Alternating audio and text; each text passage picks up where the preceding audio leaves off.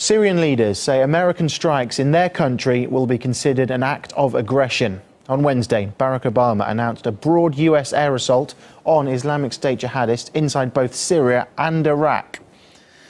And Russia is also warning that Washington's intervention in Syria will amount to aggression and a gross legal violation.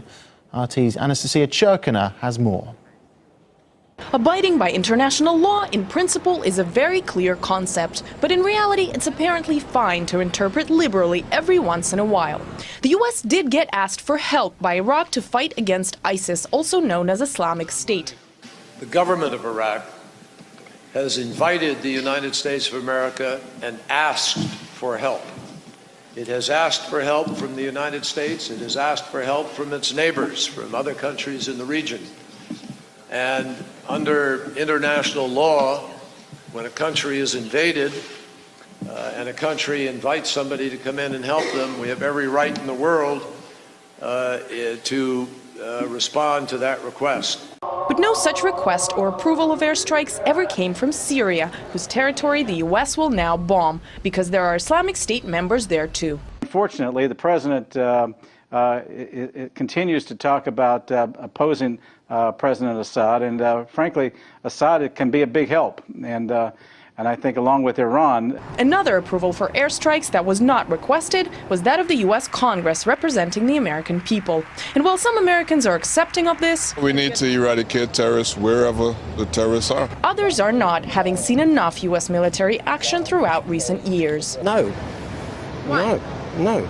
I don't think you should be bombing, dropping bombs on another sovereign country, period, unless they agree to it or ask you to. In fact, the Syrian government has actually said any airstrikes would be considered an act of aggression. The opinion of the international community, such as the UN Security Council, has also been nonchalantly brushed aside by Washington, while even America's key Western ally, Great Britain, has yet to announce what, if any, line of action it will be taking when it comes to the airstrikes over Syria. Just because we see something that's horrific doesn't necessarily mean that our elected leaders or our government knows best how to deal with it. So sometimes it's better to take a step back. But taking a step back when it comes to military escapades in the Middle East is a position the U.S. has proven not to be a fan of, with yet another military action plan raising more concerns than potentially being a solution. From the legitimacy of striking over Syria without the approval of Damascus, the U.S. Congress, or any international body, to the scope, timeline, and consequences of the newly announced operations to come in the Middle East,